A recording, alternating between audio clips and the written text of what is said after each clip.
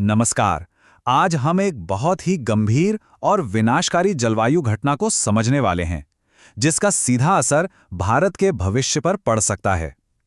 ये सारी बातें दुनिया के जाने-माने वैज्ञानिकों के विश्लेषण पर आधारित हैं। अगर स्पेस से देखें तो थर्मल इमेजिंग में हमारा देश भारत एक दहकते हुए अंगारे जैसा नजर आता है। पूरा देश पहले से ही भीषण बहुत ही ज्यादा गर्मी की चपेट में है। लेकिन ये जो गर्मी हम अभी महसूस कर रहे हैं ना, ये तो सिर्फ एक ट्रेलर है। असली पिक्चर तो प्रशांत महासागर की गहराइयों में बन रही है।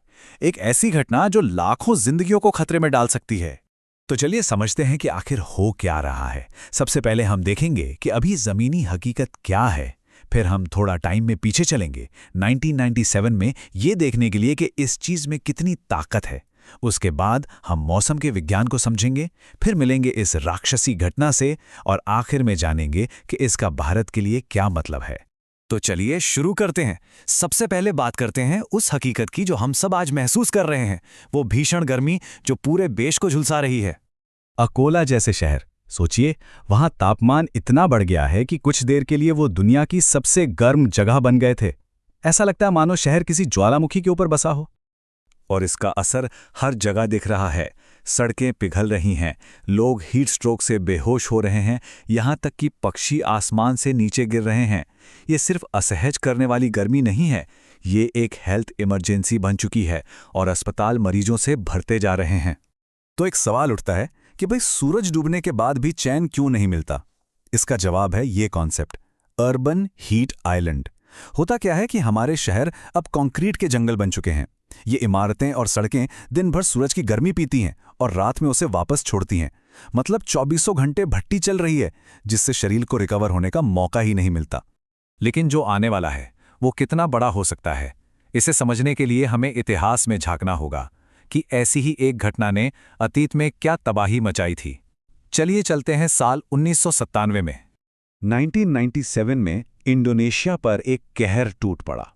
एक सुपर एल-नीनो की वजह से वहां भयानक सूखा पड़ा और उस सूखे ने जंगलों में वो आग लगाई जिसे धरती के इतिहास की सबसे बड़ी आग माना जाता है। और सबसे जरूरी बात यह है कि ये कोई लोकल आग नहीं थी, ये एक पूरे क्षेत्र की तबाही थी, जिसमें अंदाजा है कि करीब 15,000 लोगों की जान चली गई। ये है एक सुपर एल-नीनो की असली विनाशकारी ताकत। तो सवाल ये है कि प्रशांत महासागर में हुई एक गड़बड़ी इतनी बड़ी तबाही कैसे मचा सकती है? ये सब कुदरत की एक बहुत ही नाजुक और संतुलित मशीन के बारे में है। देखिए, आमतौर पर मॉनसून का सिस्टम ऐसे काम करता है। ये एक परफेक्ट जीवन देने वाला सिस्टम है जो सदियों से चल रहा है। सूरज, हवाएं और समुद्र की धाराएं, ये सब मिलकर काम करते हैं। और यहीं पर सारा खेल बिगड़ जाता है। नॉर्मल साल और एल-नीनो वाले साल में फर्क देखिए। एल-नीनो में वो ताकतवर हवाएं, ट्रेड विंड्स, या तो सुस्त पड़ जाती हैं या उल्टी बहने लगती हैं। इससे होता यह है कि वो गर्म पानी वापस पूरब की तरफ आ जाता है और जो इंजन भारत के मॉनसून को खींचकर लाता था, वो इंजन ही ठप पड़ जाता है, बस बंद। लेकिन वैज्ञानिक चेतावनी दे रहे हैं कि 2026 में जो घटना बन रही है वो कोई मामूली एल-नीनो नहीं है। वे इसे गॉडजिला एल-नीनो कह रहे हैं। और ये गॉडजिला नाम सिर्फ डराने के लिए नहीं है, ये एक साइंटिफिक टर्म है जो एक बहुत ही ज्यादा ताकतवर घटना के लिए इस्तेमाल होता है। और इसकी इतनी ताकत की वजह यह है कि एक लंबे ला नीना दौर के बाद प्रशांत महासागर ने अपने अंदर बहुत ज्यादा ऊर्जा जमा कर ली है और अब वो सारी ऊर्जा एक साथ बाहर निकलने वाली है। अगर आधिकारिक एनओए डेटा को देखें तो 61% चांस है कि ये राक्षस भारत में बारिश को कम कर देगा और 25% चांस है कि ये एक पूरी तरह से सुपर इवेंट बन जाएगा। ये आंकड़े बहुत ही ज्यादा चिंताजनक हैं। तो चलिए अब देखते हैं कि समुद्र में उठने वाला ये तूफान भारत के घरों और अर्थव्यवस्था के लिए एक सीधा खतरा कैसे बनता है। इसके नतीजे एक डोमिनो इफेक्ट की तरह होते हैं, एक के बाद एक संकट खड़ा होता है। इतिहास गवाह है, 60% बार ऐसा हुआ है कि जब लंबा ला नीना खत्म हुआ है और एल नीनो शुरू हुआ है तो भारत में सूखा पड़ा है। तो इसका सीधा असर हमारी और आपकी जेब पर पड़ेगा।